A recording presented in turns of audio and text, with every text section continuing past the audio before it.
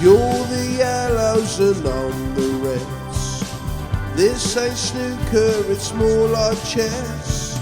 Chalk your Q-tip, you're on a run. We're potting balls for fun.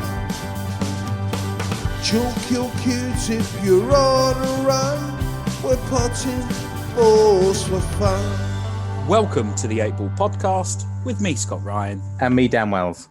Daniel, you don't look happy. Just been deprived of watching some snooker over the weekend because I've not watched any of it. Why is that? Because Mark Selby's in the final and it's boring. Okay. There's a lot of people out there that say he's the greatest match player of all time. And if you can't appreciate Mark Selby, you're not a snooker fan.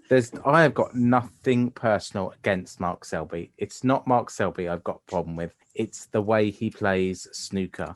How anyone can find someone that takes 2 or 3 minutes over every shot, even if it's a totally simple shot that my mate Bob down the club could work out himself in 2 seconds, he will take that amount of time over it. It's gamesmanship at the very least, paramount to cheating. A lot of people have spoken about the Bingham-Selby game from the other night and that they had very similar shot times, and that's been the big thing. So you can't complain because Mark had the same length of shot as Bingham, but in that particular session, he took a lot longer than Bingham took over his shots. That's a fact. So everybody's looking at the whole match and they evened out. But in that session in particular, Selby took longer, right? That same session where even Judd Trump in commentary said, Mark Selby should slow this down a bit because Bingham's running away with it. And that's exactly what he did. Is there a sense of bitterness because if Bingham had got to the final, you were guaranteed a minimum of 400 quid? It's got nothing to do with that I've had bets on Wilson and Bingham getting to the final. And if it was Bingham Wilson, I'll be a lot better off. It's got nothing to do with that. But it's just, I can't cope watching. It's the only final I've not watched in 20 odd years. It's been an odd World Championships, to be fair. We have had very little of the drama that we had last year in particular. The Bingham-McGill game was absolute top draw for drama. I'm not a big McGill fan, but that was a good match. Murphy's comeback against Kyron Wilson was nothing short of exceptional. Yeah. And it's brought us to this final, which I guess is one more for the purists as opposed to the youngster who may be watching snooker for the first time. It might not be something to get them kind of inspired. But love him or hate him, people talk about Mark Selby. Yeah, I suppose there's only one thing worse than being spoke about, and that's not being spoke about. And speaking about, yes, Ultimate Pool last week. Yeah, we had Phil the Power Taylor, darts player extraordinaire, swapping his darts for a pool cue. What did you think of that, Dan?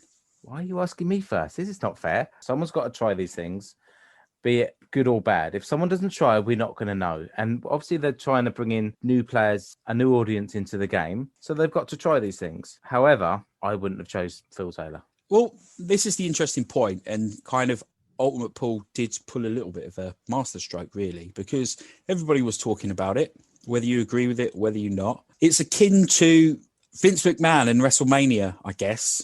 Vince McMahon, at the very first WrestleMania, he brought Mr. T in to wrestle when there were probably wrestlers out there who thought they were more deserving of that main event. Do you want to explain to our younger viewers what you're talking about? Well, they know what wrestling is, right? Yeah. So obviously before the WWF became the biggest wrestling company in the world, what they had to do is they had to get people to watch their product who perhaps never had watched it before. And what they did was they got in Mr. T to wrestle at the first WrestleMania. Now, Mr. T was big because of a show called The A-Team, which was a cracking show. You'll probably remember that one, Dan. You'll watch it. And I guess what kind of they wanted to do was bring in an action crowd. So kids who were watching action TV shows, bring them into wrestling. And what kind of Ultimate Pool have gone for, you can see, they've gone to bring in the darts crowd into pool. Now, if a darts fan tuned in to Ultimate Pool last week, they would have been treated in the very first match to the wonderful Gio Edgar, 16-year-old guy, making his way in pool, playing against the legend of the game in Carl Morris, which went very tight. It was a very exciting match to watch before they got to watch Phil Taylor versus Rob Chilton. Now, Rob was on a hiding to nothing because he couldn't win, whether he beat Phil 8-0, which was expected. I don't know if he was expected to beat him 8-0, but he was expected to beat him comfortably. Now, it got people talking about Ultimate Pool, whether or not that was good publicity or bad publicity. It was publicity. They went mainstream in terms of Sky Sports and they went mainstream in terms of Bet365. That cannot be a bad thing for pool. So if out of the extra few thousand people that they got to watch Ultimate Pool last Monday, they caught a few hundred more people that are going to watch Ultimate Pool this week, is that a bad thing for pool? Or do the pool players who were up in arms and saying this is the worst possible thing for pool, do they have a point, Dan? What do you think? I agree with everything you said up till you got to the end bit. So, yeah, it's just the choice of person that they choose at Phil Taylor, because it was embarrassment to our game, seeing him not even be able to break, playing one of the best players in the world. It's just a bit comical. I see it from Ultimate Pool's perspective. It's an invitational event. It's not... It's literally they can invite whoever they want to invite into the event. If they had put, an up-and-coming player in the event that nobody's ever heard of, would it have garnered some extra viewing figures? Probably not. From a spectacle part, would it have been a better game between Rob and this up-and-coming player? Definitely. But were people talking about Paul last Monday night? I think they were. The IPA have got a very similar thing coming up in the next couple of weeks, and they've actually got Jimmy White playing. Now, Jimmy White, he'll get the same stick, not being able to play the game, but I bet there's a bit more of a buzz around the game because he can actually hold a cue and he can play the game, and he probably will win at least a couple of frames. Yeah, Jimmy is still box office, despite what people think. I mean, you just had to see the IPA put a few tweets out over the last couple of weeks, just talking about the fact that Jimmy's going to be playing in this event. We now know he's drawn Clint Ianson, and Clint Ianson, as phenomenal a player as he is, surely he's going to feel some pressure knowing that he's staring down the barrel of a Jimmy White. Of course, this is not a gimme, in my opinion. I know Clinton's one of the best players in the world, and he is definitely favourite. But I think we've probably, a few of us have seen Jimmy White play pool before, and he can clear the balls up. Yes, he certainly can. He certainly can. And we know a game of pools of luck, a few unlucky breaks, and there's anything can happen. It really can. And I'm actually looking forward to the pay-per-view event. You've got, for me, one of the finest games in pool in Liam Dunster versus Mark Boyle. You know how much we think of those two guys, they're unbelievable talents. You've also got Ben Davies versus Mark Farnsworth, which again is one of the best matches in pool. It's $7.99 for 24 hours of pool. I mean, what's that? 30p an hour, something like that. A couple of pints, whatever. Whether it's a success or it's not. And we will have Kevin Barton on the show for the preview show. But what we have heard is that sales have actually exceeded their expectations. So maybe there is an appetite out there for pay-per-view pool. And again, like Ultimate Pool, they're trying something new, and there's nothing wrong in trying. And that's it. And that's we kind of feel a bit spoiled at the moment in terms of the world of pool. And it's good that actually you've got effectively two organisations that are running alongside one another. We've got the Champions Cup coming up from the IPA. We've got Ultimate Pool with the Ultimate Pool Masters running currently. It's an exciting time to be a pool player. And what a world out there that pool players have so much choice, whereas a few years ago there was very little choice out there. Yep, and there's a little bit a backlog at the moment with obviously with lockdown, so we're all going to be extra spoiled very shortly when everything kicks back off again. And people who listen to the show, they get to watch you and I play, Dan, on July the 17th. Do they? Yeah, we're playing, Dan. Charity match. Do you remember? Yes, I'll get some practice, honest. I'm not going to put any practice in, mate. Yeah, it won't make any difference. No, it won't make no difference. I'll do my best. Yep, looking forward to that. So we're playing a championship match against the RAF boys, aren't we? For a couple of charities, one of which is Help for Heroes. And the other is for Billy Snedden, who we've had on our show, and he's not having the best of time. So we're going to raise a few quid for the pair of them. Who is on the show today? Dan, I can honestly say the term legend is one that is used far too loosely and far too frequently. That's enough about me. Who is on the show today, Scott? We have an 8-ball legend, money player, a guy with a million stories. Welcome to the show, Mr. Ronan McCarthy. Ronan, you've had an illustrious career which has spanned decades. So I've got you down as winning your first national title in 1987. So that's, quite a few years ago now. But where did it all start for you? It started, my dad, well, we had a family pub back when I was growing up, when I was at school. And I was the youngest of 8 kids. So basically, whenever we got home from school, we had a wee snooker table, like a wee 6-foot one with a wooden base. So we played a bit in the house. And then as I got a wee bit older, to 13, 14, I would have started going into my dad's pub, which probably shouldn't have been there, but anyway, I was in. And it got to the stage, I was watching what was going on. I was watching everybody, and they were all in playing pool on a Friday afternoon after work. Was the big day when you got them all coming in with their wages. And every game was for £1 back in them days. So it got to the stage, I had no money. The family hadn't much money, but I used to save my dinner money up. I got 50p each day for my dinner money. So I saved that and maybe took a couple of sandwiches in for my lunch, So I would have saved that up, and the weekend comes at £2.50. So of course I would stand and wait, and the boys coming in from the work, play for £1 with my £2.50 to start. And then at the end of the night, I would have had this big handful of pound notes. In them days it was, mind you, there was no pound coins. It was the old green pound notes. Wow. So I would have had a fistful of pound notes. And then I could go away and get myself something nice. So that's basically where it started, my dad's pub. When did you kind of realise that you had a bit of talent? Was it just playing these guys, or did somebody say to you, do you know what, Ronan, you're actually pretty good?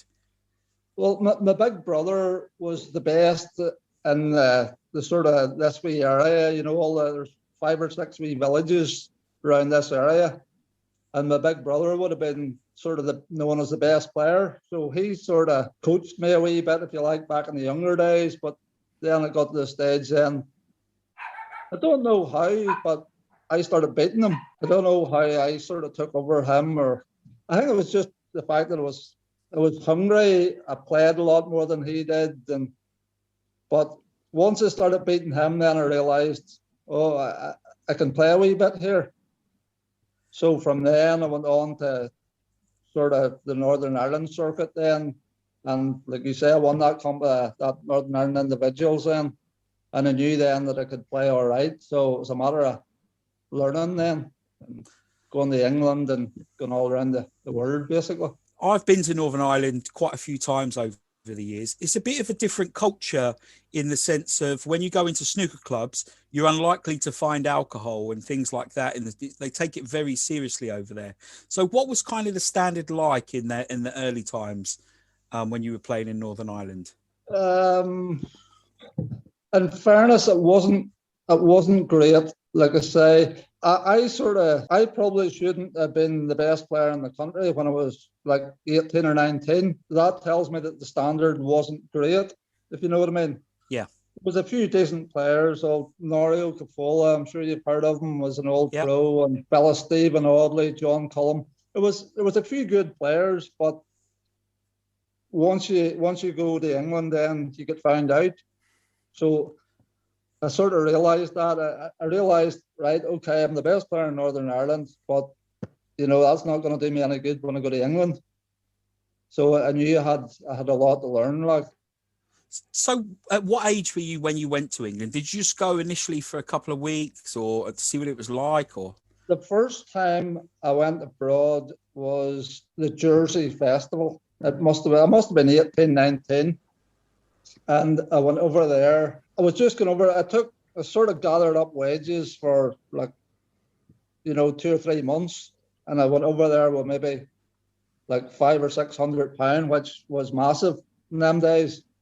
And I had one thing in my mind: it's just to play money matches. But I wasn't stupid either. I wanted to play good players, but I didn't want to throw money about. I didn't want to lose all my money, so I went over, and the first player that I played was a boy, Jim Stevens. I'm sure you've heard of him, a great player from years ago. But he gave me a 2 start, the first of 7. And I beat him.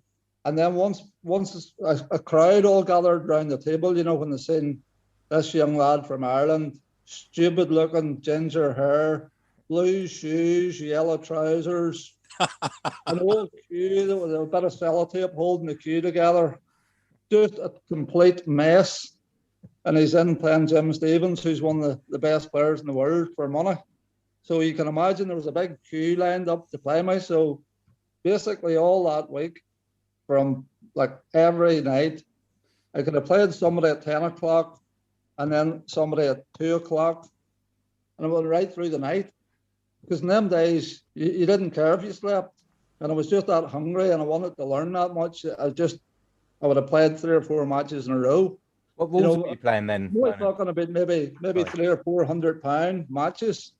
But like I say, in them days, it was a lot of money. Yeah, of course, yeah. And were you playing the old EPA rules back then? Yeah, so you can imagine how long some of them took. I remember playing a fella, Alan Mitchell, but he was a really good player. He was a top player back in them days, but a bit of a head case too, bit of a fighter and a bit of trouble with him. But I remember playing him one night. Again, it could have been my third match that night. But we started at something like, at 10 o'clock that night. And it was over 2 hours before there was a ball potted. Wow. I had 5 balls around one corner and 5 around another corner. It was just, but I was young and I was fit and I would have stayed there all night, Wow. So after I think it was about 2.5 hours, he scattered the balls and the head totally went. Then I knew you had him and you couldn't lose then. I won that frame and then I think he threatened me. I think his words were, "I'll rip your head off and stick it up your arse." I think that's the words he used to me. But luckily enough, we had all his backers and all pulled him away and the whole thing was sorted out. But that was the type of game then. It was more a game of chess. It was just, but I loved it because, like I say, I just wanted to learn and I didn't care how long I stood there. I wanted to play all the best players. And it wasn't long before I realized that they weren't actually much better than what I was. But I was willing to wait a lot longer than what they were, if you know what I mean. It was, Yeah. You had more patience. That's what Keith. Yeah, a lot more patience because a lot of them just couldn't. They didn't want to wait, So, but I played in that, obviously. Keith would always say it's like a marathon, not a sprint, playing them old rules. Yeah, no, it definitely was, and I really enjoyed them. But like I couldn't play them now.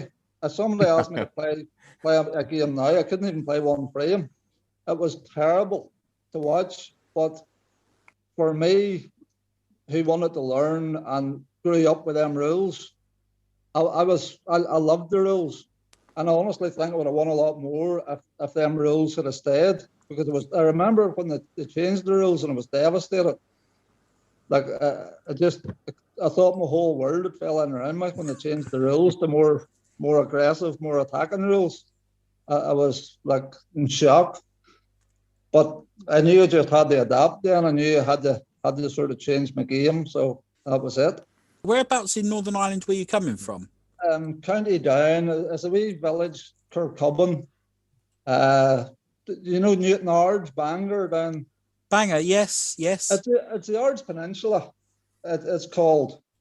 It's like a lovely wee peninsula down. It's basically the end of the world. Like when you get to my house, you can't really go any further. It's right in the end of a peninsula. Wow. But it's really nice, lovely sea and wee lakes, and that's a really nice place. So were you travelling back and forth from Northern Ireland to England, or did you make the jump and move to England? No, I was just travelling back and forth.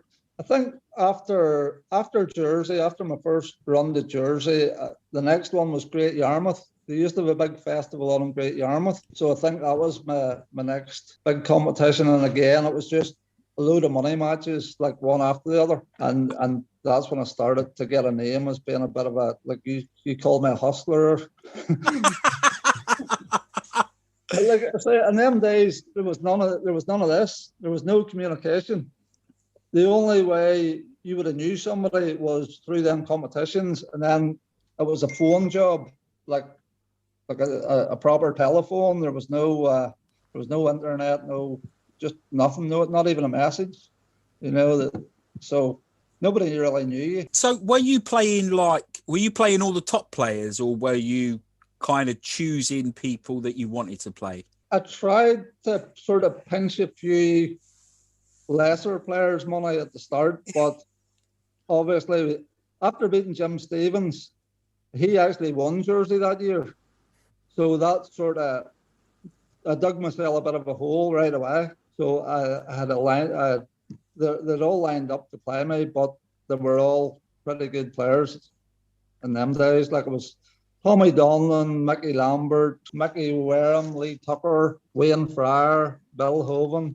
They're all very good players. And what were they like afterwards? Were they like, where have you been hiding, or I'm not going to play you again? Yeah, well, after Jersey they were, but once Jersey was over and I had beat a lot of them, then they started saying, well, you have to be a good, there was no mugs then. I wasn't going to get any mugs. So, no, but they were all pretty sound. There was never any bother, apart from Alan Mitchell. I don't think I've ever really had much animosity or anything, no. And then did you start entering the tournaments? Did you think, I want to be a professional pool player? Yeah, well, I think the first tour I went to was, I went over to the Scottish tour back, and I was maybe 20, and me and a big mate of mine, Sam Newell, from a local boy around here, we entered the Scottish tour. So we went back and forward on the boat to Scotland and played in that tour first. And then from then we joined the PPPO. So we just sort of built it up from Northern Ireland to Scotland to then becoming a pro when I knew it was good enough. Was you playing county at this time? Was you? Yeah, well, I always played for Northern Ireland. I played for Northern Ireland from I was probably 18, 19 for maybe 20 years. I don't play for them now because just haven't the time. But yeah, I played from I was 18 or 19. And did you have any early successes when you were playing on these tours? Because there was some standard in Scotland back then. Yeah, I actually got to I got to number one on the tour in Scotland. And that's when I says, well, right, I've conquered Northern Ireland and I've got the number one in Scotland. So I need to sort of progress again. So that's when I joined the PPPO. And I was just sort of getting better and learning all the time and just sort of stepping up the ladder as such. So you were playing BAPTO rules on the PPPO? Yeah, that's right.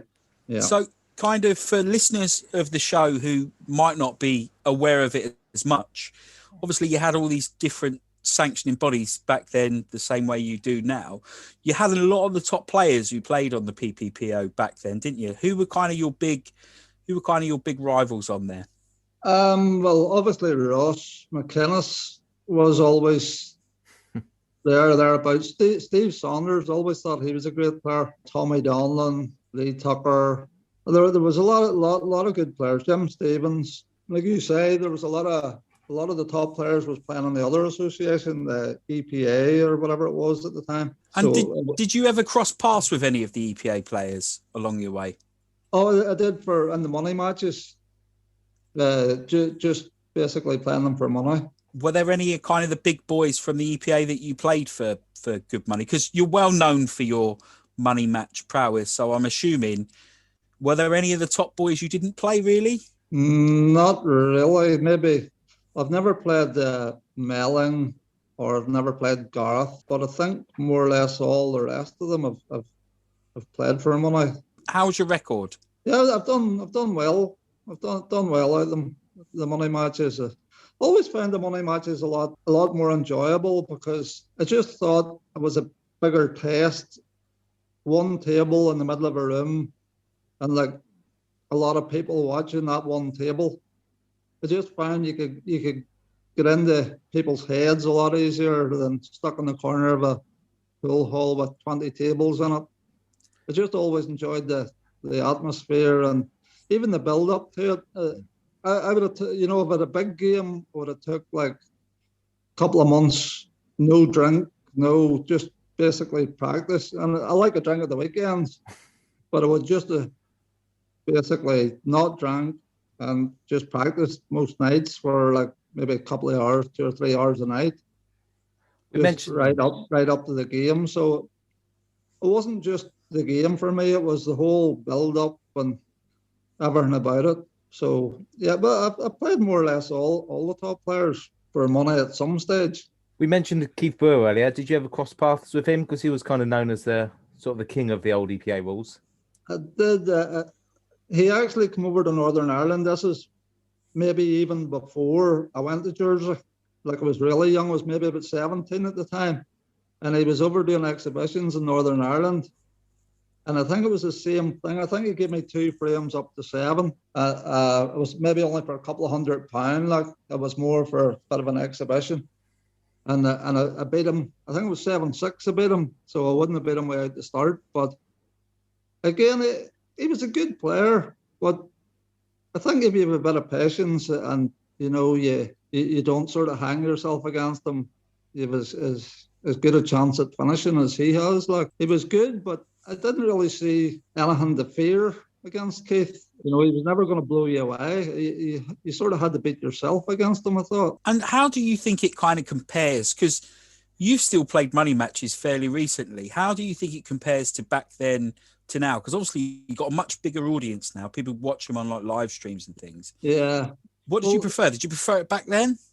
Well, I enjoyed it back then because, like I say, I could have played 3 or 4 matches in one night. Like I'd have been playing, you know, somebody for like £1,000, and then as somebody else would have said, "Well, I'll play you now," and I would have said no problem, because I just loved it, and it didn't really get tired. It was mentally strong, and I just kept playing. But now, if somebody says to me, "Well, I want to play you for 10 grand," that would be, it's a bit like the World Championship boxing. It's you play maybe 1 match a year, or 2 matches a year, you know, whereas back in the early days, I could just have played all night and all day.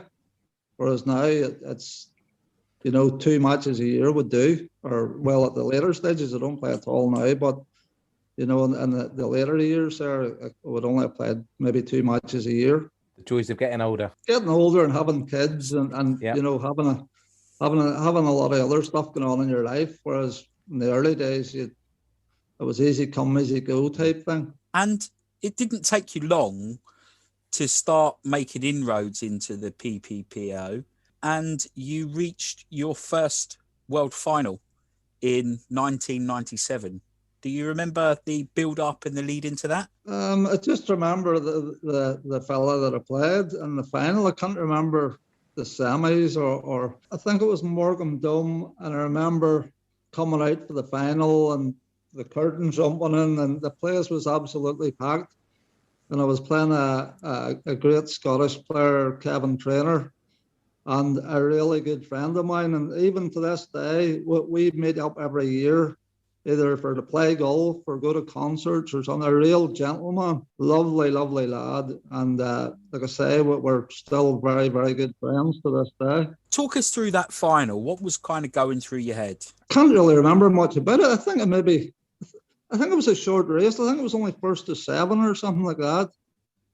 And I remember I missed the black to the middle at one stage when it was like 3 each or something. I missed the black to the middle. And I remember I never really got much of a sniff after that. I do remember missing the black to the middle that sort of hurt me in that match. But Kevin was a great player too, you know, so, and like he's never really going to win anything else. So it was good. It was a good way for him to go out of the game, because he actually stopped playing just after that. He's become a very successful businessman, and he stopped playing more or less after that match. So it was a good way for him to go out, and I was always going to get more opportunities. So it doesn't really bother me seeing somebody like that beating me. Like.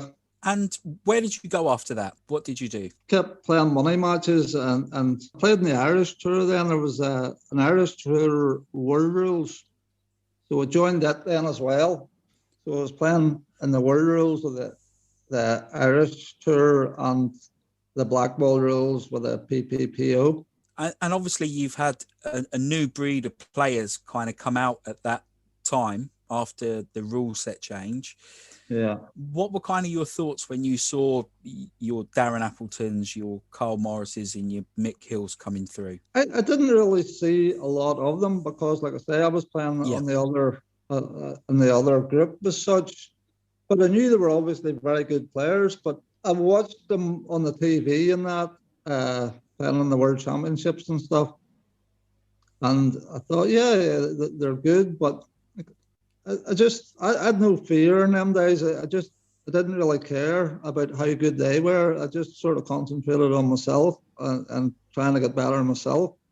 And I would watch them and see if they're doing anything different or if I need to do something different myself to compete with them.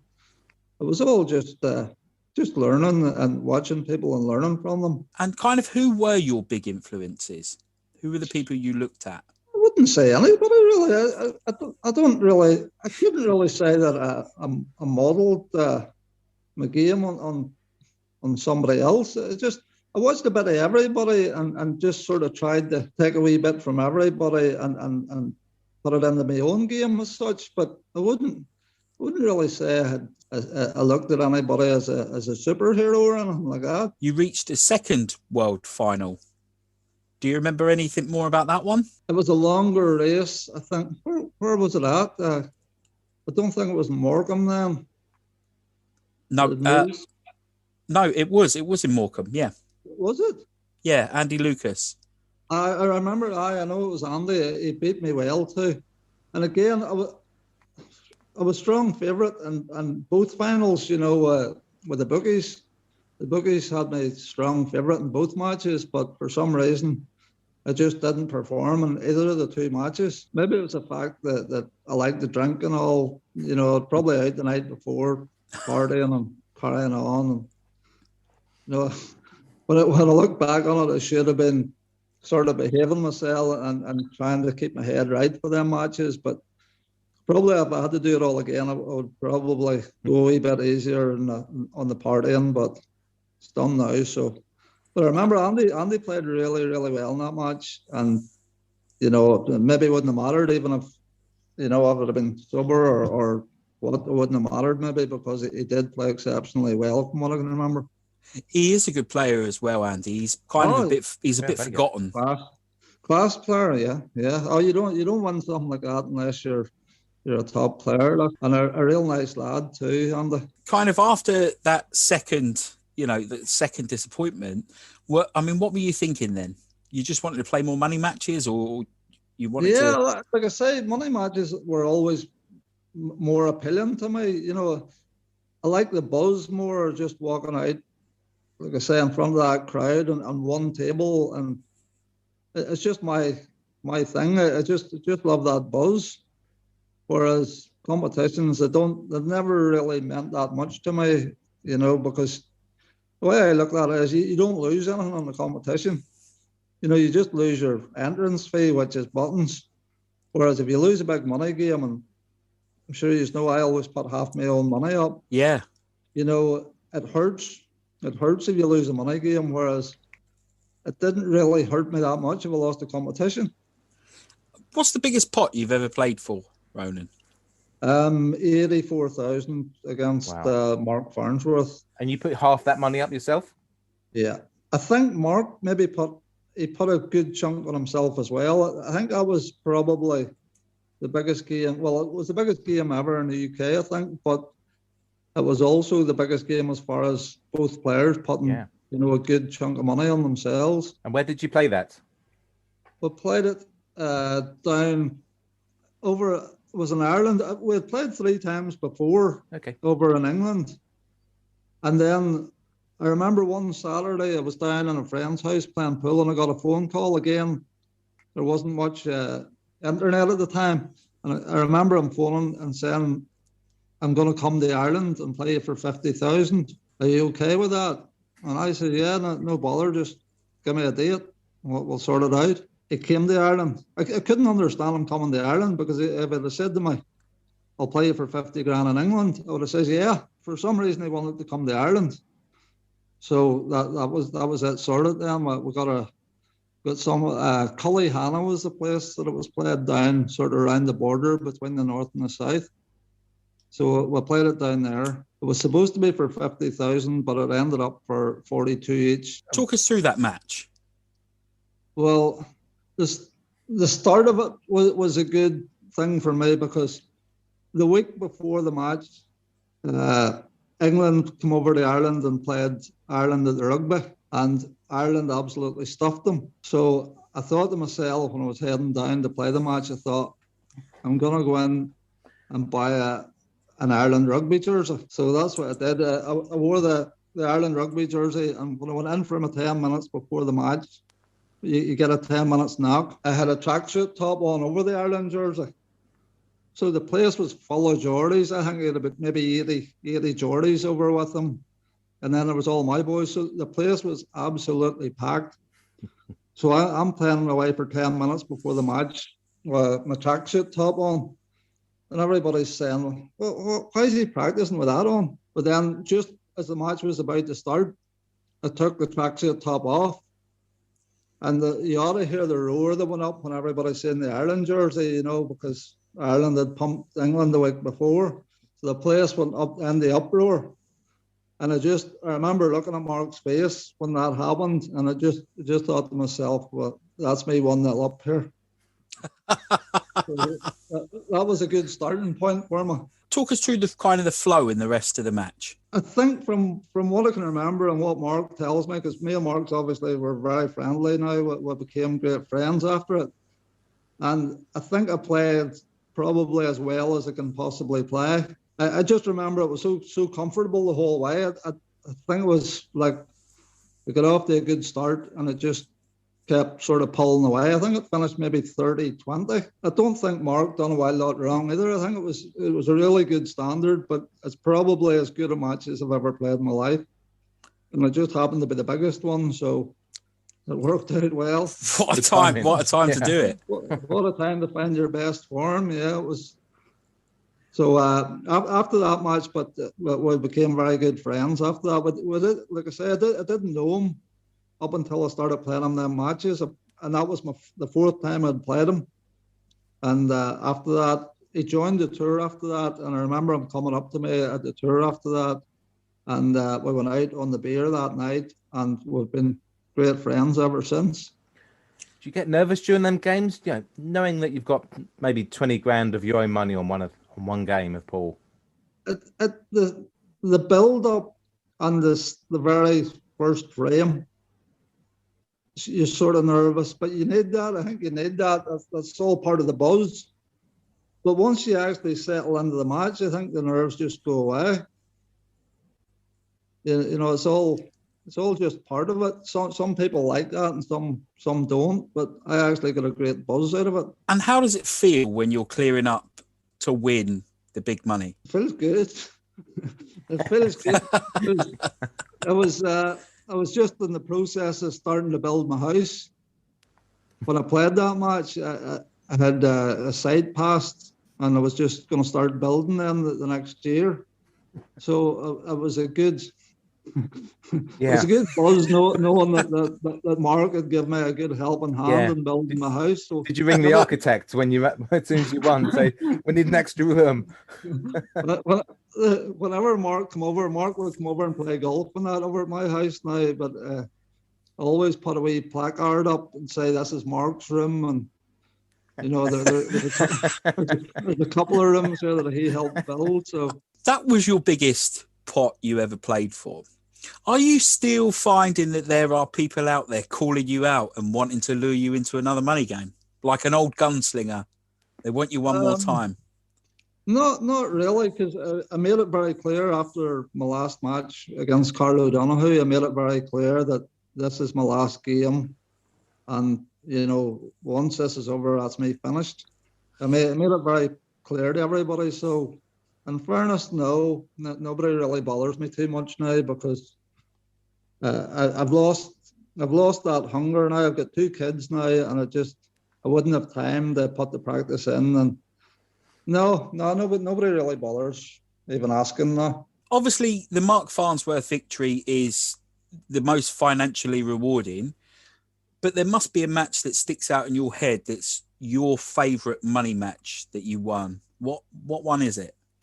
It's the last one. The last one. Carl. Yeah, yeah. The last one against Carl was it was the most important to me, as far as it'd been the best. Well, I'd been recognised as the best player in Ireland for like maybe 30 years, and then all of a sudden Carl had came along and he beat me in the first match, and then he was hammering me in the second match as well that we played, and I come back and beat him in it. So you can imagine the third match was massive, not financially, but just in the fact that I've been the best player for 30 years here, and now all of a sudden this boy's coming to sort of take it off me here. And if he does beat me, he'll sort of go down in Irish pool history as being the best player. So I really, that would have hurt me. Yeah. So it probably meant more to me than Farnsworth's match. It would definitely have been a bad way to go out if I'd have lost that match. The way the match went, it worked out to be just the perfect sort of way to finish. Yeah, definitely. You went out on your own terms. You also have played on the IPA for a fair amount of time as well. Yeah, probably 20, maybe 20 years. Yeah. And you've been fairly successful in, arguably, it's the hardest place to go and win anything. Oh, well, without doubt, especially in the earlier days when I joined the tour. I think I maybe joined 2001, 2002, something in around that. You had Melling, Hill, Appleton, Twist, Harrison. It was a class field. What were your early successes on the IPA? Well, I got to number one in 2006.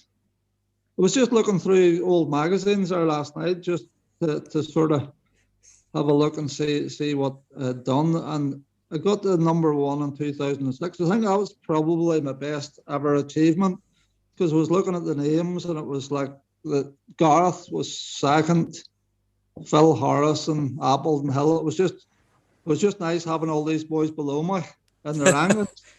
I couldn't actually believe it myself when I looked at it. And then I must have got the number one in 2010 as well, because there was me and then Rob Chilton was two at that time. So I must have had a fair bit of success, to get to be number one for sort of in them years. And then even up to maybe 3 or 4 years ago, I think it was number two behind Mark Farnsworth. So I must have done okay at it, yeah. Well, you've won quite a few tournaments. So, yeah. So obviously you're being very modest there. And I've noticed that throughout the course of this interview, you've been very modest throughout and quite blasé at some unbelievable achievements. Did you have a particular favourite IPA tournament that you won along the way? I've had a few sort of... I got beaten the final of one, and it was probably my best ever achievement. It was in Great Yarmouth, and the week before that competition, the way it worked was the 8 pros that qualified for this competition went to Great Yarmouth back in them days, and they played in front of like hundreds of people. All the amateurs was there, so it was a good buzz back in them days, just because there was a load of people watching.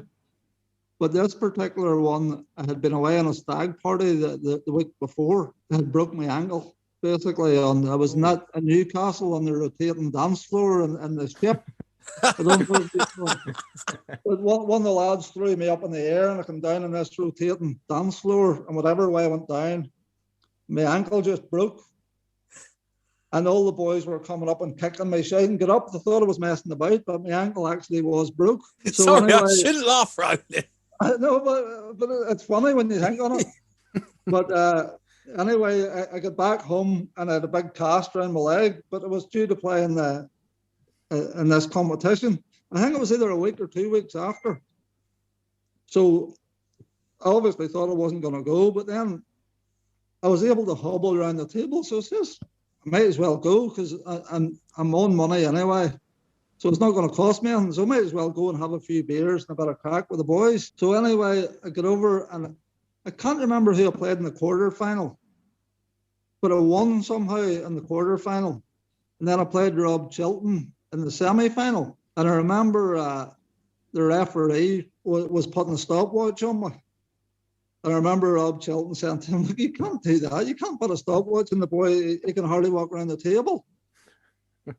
And to be fair, the referee didn't put the stop clock on it then, but I actually beat Rob too in the match. So I'm in the final now, playing Jason Twist with one leg. Wow. So I think Jason beat me, and to be fair, he played brilliant. It was a real good standard final. I think that's probably my best ever achievement, getting to the final that with one leg. And it's quite, I guess it kind of sums you up as a person, that one of your favourite moments in your whole career is a defeat rather than a victory, because you've won quite a few titles across over the time, but that's your favourite. Well, I think it's probably the best achievement, because I don't know if you've ever played with one leg before. But No, I haven't. I've seen Alex Higgins do it. But it's a very uncomfortable thing to do. So it's probably the best thing that I've done, even though I lost. Is probably it was still some achievement getting that far. Must be something in the water in Northern Ireland, because, like I just said, Alex Higgins, he won against Hendry in the Irish Masters in '89 with hopping around on one leg. I didn't realise that. I remember him hopping around the table, but I didn't realise he had beat Hendry in the final of it. Yeah, he beat Hendry in the final. Yeah, that's unbelievable. It's absolutely mental. There must be something in the water in Northern Ireland for you boys. I would say, in Alex's case, something in the vodka.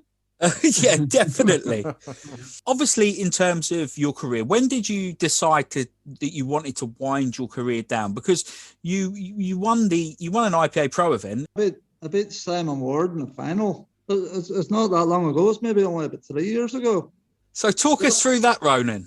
I did my last one. I beat Simon Ward in the final, 7-5.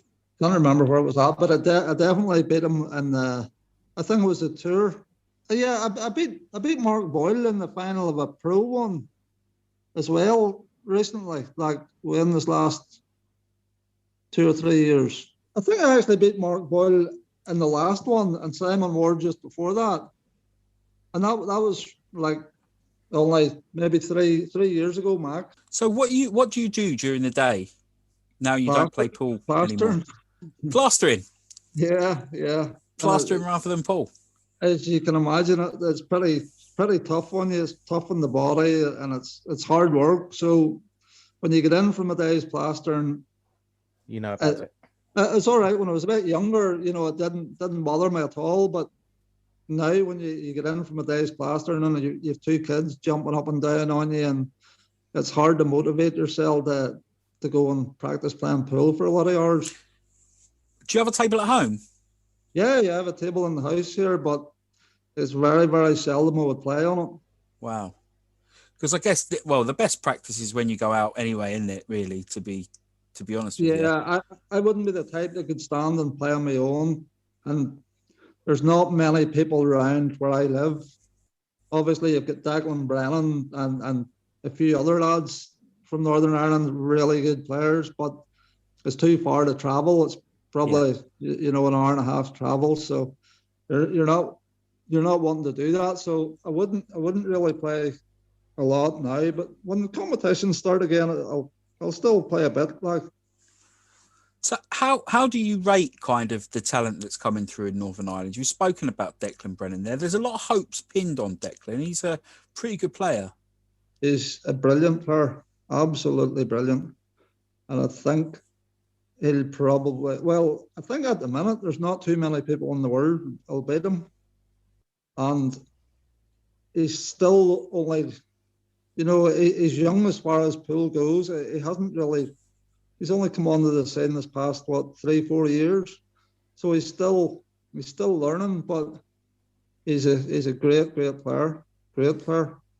And who are the other youngsters from Northern Ireland who we might not have heard of? Are there any that are coming through that we won't have heard of? Yeah, there's a few. there's a few, but there's always good players coming through when they're young. But you know, even when in my younger days, there was a lot of good players and probably a lot more talented than me. But then they just disappear. You know, it's all right being a good young player, but that doesn't necessarily mean you're going to be good when you're 25, 26, because once they meet girls and start drinking and whatever they do, it's a different ball game. Whereas Declan's pretty dedicated. There's another wee lad, Declan Duff's a good player, but maybe doesn't put enough into it. And there's a few real young kids that are very, very talented, but you don't, like I say, you just don't know what they're going to be like in another 5 or 10 years. Have you been keeping abreast of Ultimate Pool? Have you been watching that? Yeah, I'm in it. I'm playing. I know, yeah. I'm playing. So yeah, I just watched it last night, and I watched a few matches in the first series there. But yeah, I'm actually looking forward to. I'll practice a bit for that. Like. And what did you think of the overall standard? It's just what you would expect. Some nights was poor enough, but it depends who's playing. If you get good players, it's gonna be good. You know, they're gonna play well. But there's a lot of players there that I don't know. They do their best, but some of them aren't great. You know yourself. Some nights you watch and you think, well, that's pretty poor. I mean, the finals night and all was very, very high standard, and yeah, there's a lot of good games. But you know yourself who the good games are and who not to watch and who to watch. Are you going there to win? Yeah. I wouldn't play anything because I'm really, really competitive, and I wouldn't play anything. I wouldn't. Like, if I'm playing table tennis or golf, or it doesn't matter what I'm playing to win. Yeah. And I wouldn't play it if I wasn't playing to win. It's just the way I am. It's just, I don't know. I don't know if it's a good thing or a bad thing, but I just play everything to win. Second part for me, it's all about the W. So if you were playing Dan, normally we go out on the road and meet guests. So if you were playing Dan for a fiver, which is customary, you wouldn't go easy on him. Is that what you're saying? Oh, no. It's as hard as I can possibly be on him. There we go, Dan. If you beat him, you've beaten the best Ronan McCarthy you could beat, mate. Yeah, that's good enough for me. Yeah, I think Welsh Professional 2018. You beat Jimmy Carney in the pro. That's another one. Yeah, I forgot about it. Was that the last one? That was probably the best I've ever played in a competition. Really? I think I lost very few frames that weekend. I beat Andy Lucas maybe 7-1 or something in the semis or the quarters. And I beat Jimmy 7-0, was it, in the final, or 8-0 or something? 8-1. 8-1, was it? Yeah. I remember that's probably the best I've ever played in a competition the whole way through it. I literally, I could probably count the number of balls I missed on one hand the whole way through that competition. Wow. And they're not easy competitions to win at all, because every round. When you play the way I played that weekend, they are easy because if you know what I mean. Yeah. If I could play like that every week, you know, it'd be very, very hard to beat. But everybody gets a tournament like that where they just fly and everything goes well for them. They break well, everything just falls into place. And that was just one of those weekends where everything fell into place for me, and I played as well as I could play. Is it a regret you never won the IPA Worlds? It is, but it's not really the be all end all for me. Obviously, I would like to. I've probably won everything else apart from it. So yeah, I would love to have won it, but I'm not gonna sort of beat myself up, you know, because like I've had a good career out of pool. For somebody that probably isn't as talented as a lot of the top boys, you know, I've probably done as well as I can do out of pool without winning the World Championships. So no, I'm happy enough. Well, and you've got the house that Paul built as well. Well, Yeah. it done well for you. certainly helped. Yeah, it helped towards it. Yeah, no doubt. And that's the thing, you know, that's the thing about the money matches, and it really annoys me now when I see all these boys playing for money, and they haven't got a penny on the match themselves. It just, and you see them after the match with £20,000 lying on the table, and then you see them 2 days later and having the price of a pint. And I just think to myself, why even bother doing that? Yeah. You know, it's just to me that's not money games. It's living in a wee dream world. You know, it's not reality. It's not. They're showing photos with 20 grand and literally none of it's theirs. It's just, why? I don't get it.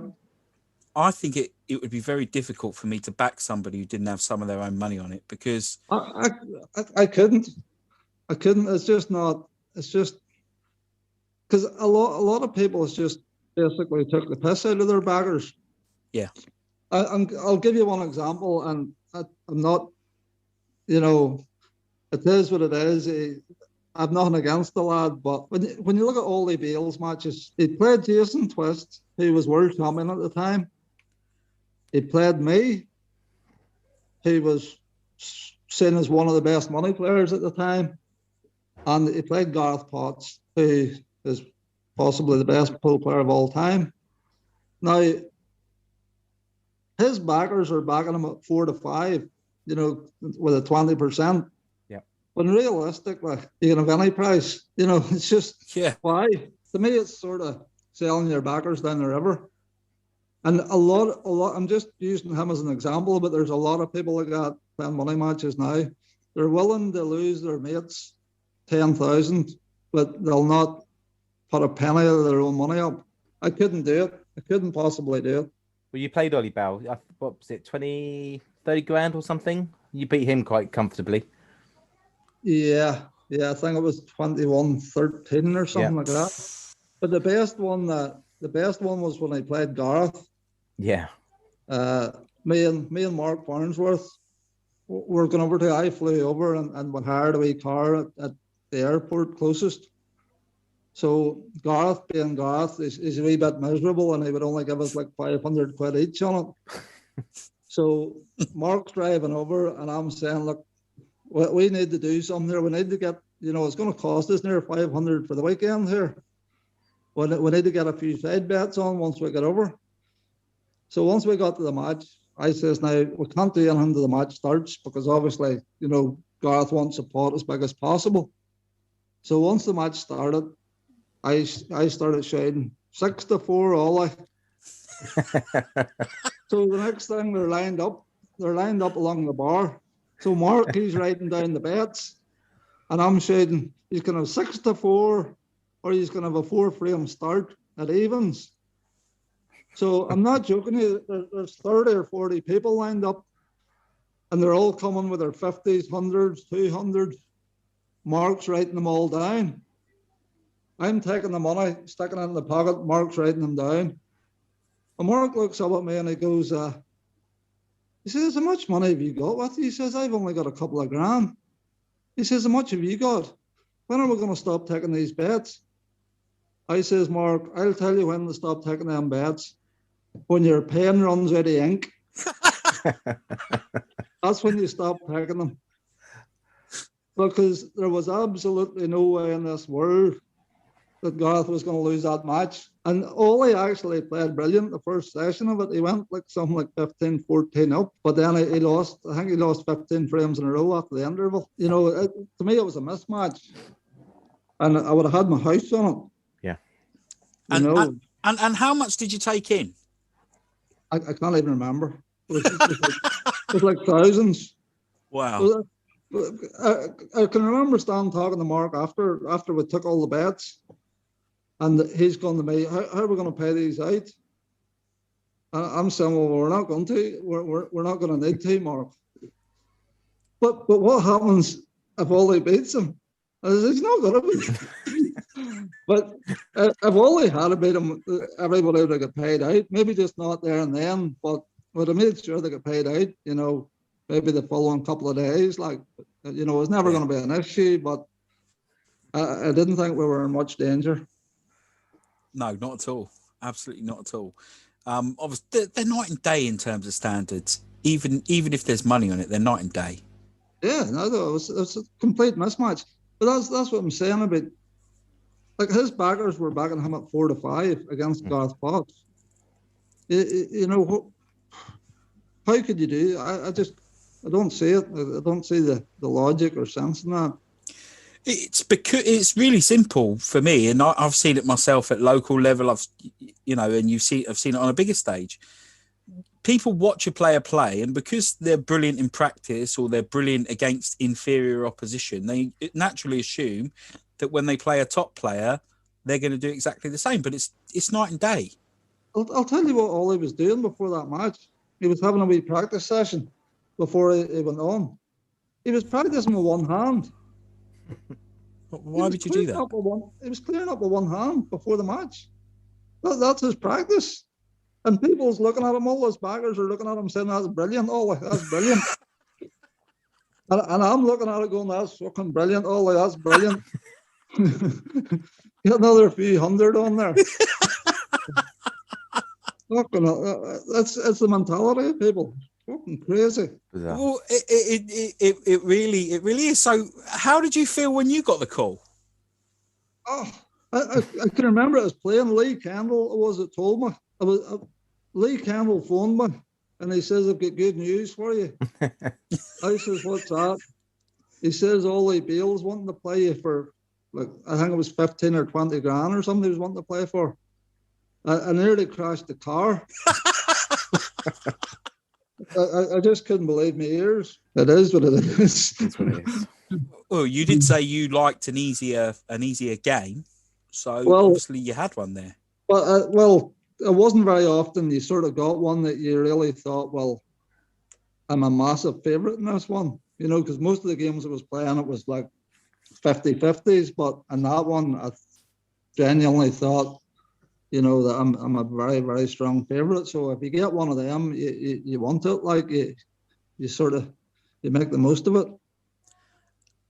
Do you think that kind of, and this is the only genuine criticism I've got of money games these days, some of them aren't played in the best spirit, I think is the best way to put it. That last match that I played Carlo Donahue was probably the worst atmosphere you could ever play a money match in.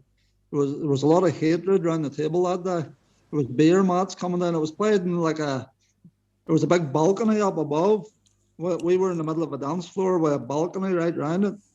There was beer mats getting through down the table, and there was one particular guy in the crowd with his girlfriend with him, and it was just a lot of bad stuff going on that day. Like, so I had to get up 3 or 4 times on the black because they were squilling every time I was on my backstroke to pot the last black. The girl would let a big squill out of her.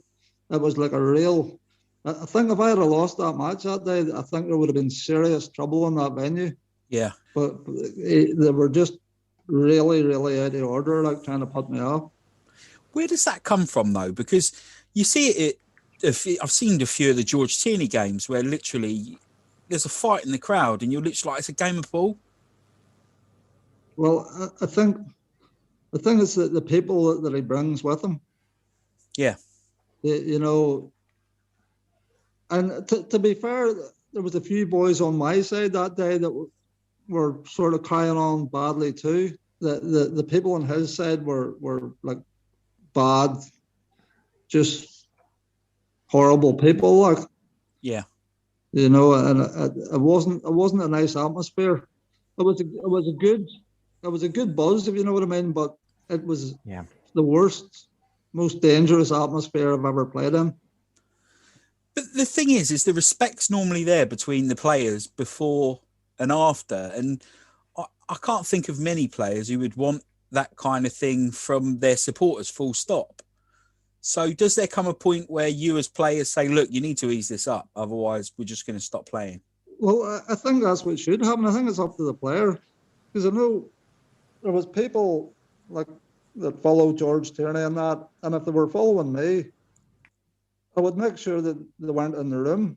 You know, if there's people following you that are going to cause trouble, you don't allow them to follow you. It's simple as that. You tell them that you're not going to the match because you don't want that. You don't want a lot of idiots in the room that's going to cause trouble. That's the last thing you want. But the people that was following him, he knows what they're like and he knows they're going to cause trouble. So it's up to him to say, no, you can't go. Yeah. You know, it's up to the player to just say, no, I'm not playing if you're going to be in the venue. Can I ask you this? And you might not know the answer, but what do you think makes up the mentality of a good money player? Well, I think there's a few things. I think for one thing, you need to put a good bet on yourself. Yeah. And I think you need to put, this is the problem. There's too many people not putting money on themselves, and then they're not putting the time, the practice in, because they've nothing to lose. They stand to gain maybe 2 or 3 grand or whatever they're going to get, and they don't stand to lose in them. So they're not putting the time and effort in. Plus, I think you need a bit of killer instinct in a money match. I think it's like a you against him. It's kill or be killed in a money match. You know, there's a lot of. I know when I was playing, I nearly wanted to hurt my opponent. Yeah. You know, I think you do need that. It's not my nature to be like that.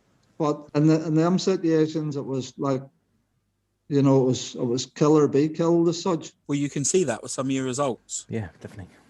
Yeah, because I know myself. I've beat a lot of people that are probably better than me. Yeah. That are definitely better than me. So there must be something. There must be something that I've got that they haven't got. Yeah, definitely. So, you know, there's definitely the like of Mark Farnsworth. I mean, I think it took like 64,000 off them all in the 4 matches we played, and see the next like 8 or 9 times we played in competition after that, I never beat him once. He's a Rolls Royce player, though, isn't he? He really is. That's what I mean. I mean, I've no bother saying that Mark's a better player than me, but yet he built my house. Yeah. Make sure you don't cut that out. I'm not going to cut it out. Don't worry. We're going to put that on the Facebook post. Ronan McCarthy talks about the house that Mark Farnsworth built. He'll appreciate that. I think he will. It's absolutely brilliant. Honestly, it's absolutely brilliant. There is I'm not sure if you've listened to an episode before, Ronan, but there is a part of the show that no guest can avoid. So I'm going to hand you over to Dan for this section that we call Under the Lights. Over to you, Dan. Hello, Ronan. Yes, this is a section we like to call Under the Lights. So it's just the same 5 questions we ask all our guests. They start off easy. They may get a little bit more difficult. So question number 1 is reds or yellows? Reds. Question number 2, who is your pool nemesis? The fellow Craig Reynolds. He used to beat me in all competitions. For some reason, every time I played him, he beat me. Question number 3, tell us something about yourself that people don't know about you. What you mean, like nobody knows, or only a few people know? Yeah, that not many people know about you. We're not asking you for your darkest, deepest thoughts. All Ireland Irish dancing champion when I was 13. What? Sorry, say that again. I could have been the next Michael Flatley. You could have been. Yeah. All Ireland Irish dancing champion, 13 years of age. Wow. Well done. Yeah. Do you still keep in? Can you still move? Still go to a few Keeleys and that. They call them the Keeleys that do the Irish dancing. They're still, and I still keep on top of it. Wow. Oh. Yeah, good way of keeping fit too. Yeah, definitely. Yeah. But not many people would know that. No, just sort of close family and that. I don't know whether you're pulling our leg here, Ronan. Yeah. No, definitely not. No. Okay, question number 4. If you could be in one movie, what would it be? Oh, That's an easy one. This is easy. Best film ever made. The Human Centipede 2. 2, obviously. The one with Wee Martin. You know, Wee Martin is he worked in the underground car park.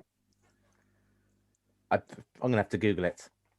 Oh, don't tell me you've never watched The Human Centipede. I saw the first one. I've not watched the second one. Oh, you haven't lived. You boys need to you need to sort yourselves out, because you'll never see better. Well, I remember the first one being pretty grim, Whoa. Ronan. Oh no, but that's one's class. The wee boy Martin, he's the main man in it, and he doesn't speak in it, and it's the best bit of acting you'll ever see in your life. Right, okay. He doesn't even speak. What you boys need to do tonight when you get home is stick that on straight away. It looks like I won't sleep for a week. It has to be the second one, not the first one. Not the first one and not the third one. The second one is the best by a mile. Right. Okay. Ronan, I've got to be honest, that is the most bizarre answer we've ever had. Normally people stick to, I'd like to be in Goodfellas. I'd like to be in the Fast and Furious. Yeah. There's something wrong with them people. Clearly. There's something badly wrong with them. Yeah. Once you watch that, you'll understand. Right. Okay, well, it's on the list. Now. It's on the list. Wow. Now, yeah. Right. Question number 5. Who is the best player you have ever played against? The best performance against me was Mark Selby. In a money match, a 10-grand money match. He played better than anybody has ever played against me in that match. But I wouldn't say he's the best player I've ever played, but he played the best match against me. But the best player I've ever played is Gareth Potts. It's close between him and Mick Hill. They're obviously, for me, they're the best 2 players of all time, but I think Gareth just far mentally stronger and dedicates himself. Is far more professional. And if the 2 of them played, a long race, I think Gareth's better than anybody else. I'll put it to you like this: if I had to put my house on somebody to win a match over a race to 50, that would be Gareth all day long against anybody. I think we missed out of your little career we missed out the bit you playing in the Supreme Pool Series. How did you find that? Brilliant, really enjoyed it. I think they're the best rules that I've ever played. And the setup, I thought, was fantastic. The tables were first class. And obviously the field was probably the best field that there's been for a long time. So everything about it, I enjoyed it. Yeah. What was the best result you had there? I see you played Carl Morris, so that must have been one of his first comeback games. Yeah, I played Carl. I think Carl beat me in a match in it, and then I think I beat Carl in a match in it. As far as I know, I think he beat me in a deciding frame, one of them. And then I beat him in the next one, maybe. But the best result I had, probably against Phil Harrison. I think I beat Phil in one of the TV matches.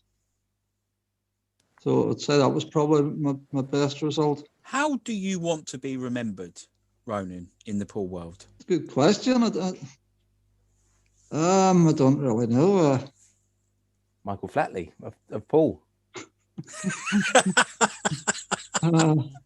I wouldn't be known for my speed around the table the way I would in the dance floor, but no, I think I'll just be remembered as a really solid all-round player. Nothing flash or fancy, just somebody that knows the game well and it's very hard to beat. I think nobody liked drawing me in the competitions. Even now, I think I'm not a good draw for anybody because they know that I'm not gonna roll over. And you draw some people and you don't know, they might be rubbish or they might be good, but I've always sort of got some level that'll make the other boy work for it, if you know what I mean. Yeah.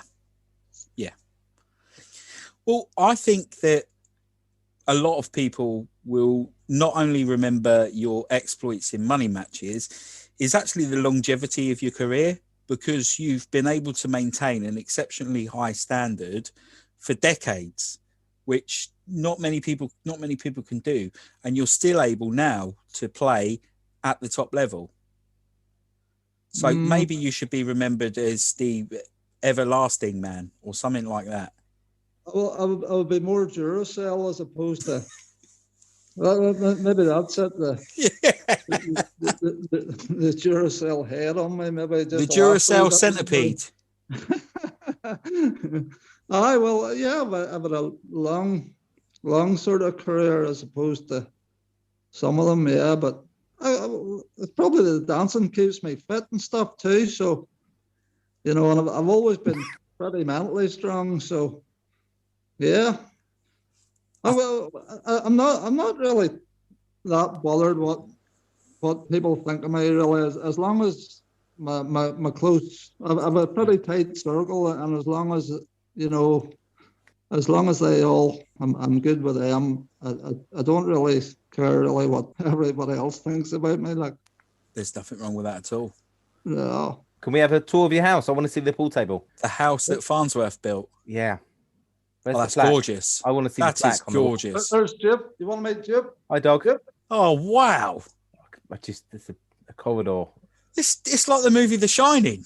It is, yeah. This is ridiculous. Oh, wow. Wow, oh, look at that. Go. That is awesome. There's George. Oh, Mr. Best. Yeah, of course. I could tell you a story about him. He actually owes me 20 quid. What? He owes me 20 quid. I was playing, I have a friend in London that was at college, and I went over to visit my friend, and every day when my friend was going home from college, he called in with George in his local pub. I think it was the Rat and Carrot or something in the Fulham Road. It was something like that from what I can remember. But my mate took me in to see George, so we had a lot of crack with George. He was sitting drinking wine all day because he was off the vodka. So once he heard that I was able to play a bit of pool, nothing would do, but he would take us round to another pub around the corner because he loved the pool. Yeah. So I ended up, Callum was over at the time. Callum was there as well. But I ended up, I played George for a tenner and I beat him. So I says to him, right, George, I'll go double or quits. I'll play you with one hand. So I ended up, I beat him again, but he never gave me the 20 quid. So that's my claim to fame. George still owes me 20. Wow. Well, you do know the saying that a man's debts die when he dies. So I think you've lost that. I'll forgive him. I'll forgive him. He's one of my heroes, so I'll forgive him, all right. Yeah. And we're very similar because all them trophies, you can just about see my massive rows behind me. The table tennis too. I've got the table tennis table. Mark Farnsworth, what a guy! Oh, he's a gentleman. You need friends like Mark, didn't you? A gentleman is. What a gorgeous home you have.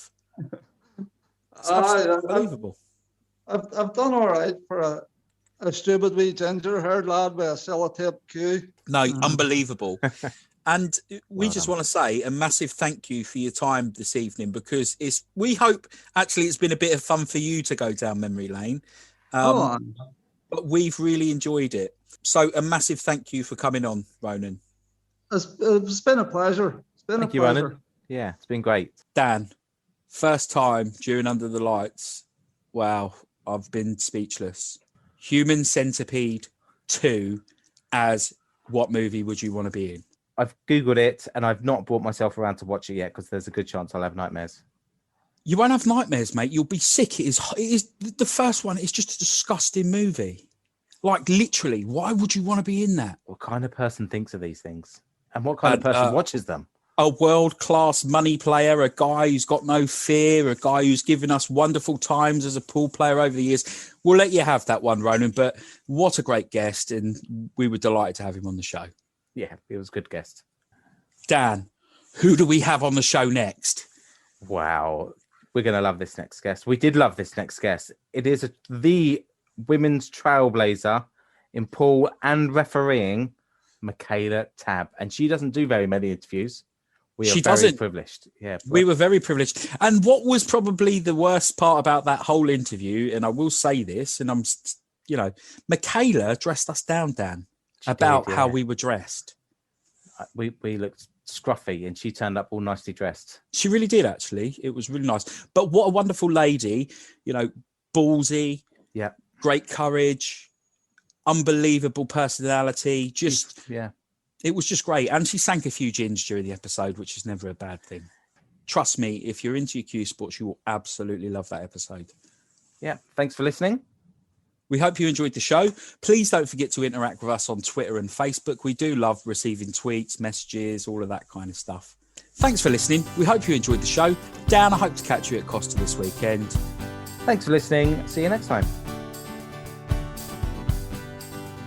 You're still recording, Dan. Oh, am I? Okay, stop that. Yeah, next time. Yeah. Good effort. It's a beautiful game. Grab your cue and your case. Don't sink the white ball, it will all go to pot. Here's that black ball on the spot. Do 2 shots carry this time? In the D-ref or behind the line? Is that a free ball? Take your time, you're nearly over the line. You're the yellows and I'm the reds. This ain't snooker, it's more like chess. Chalk your Q-tip, you're on a run. We're potting balls for fun. I'm 7 ball in this frame. Rack the balls, ref, it's my break. Sit down, son, you ain't having a shot.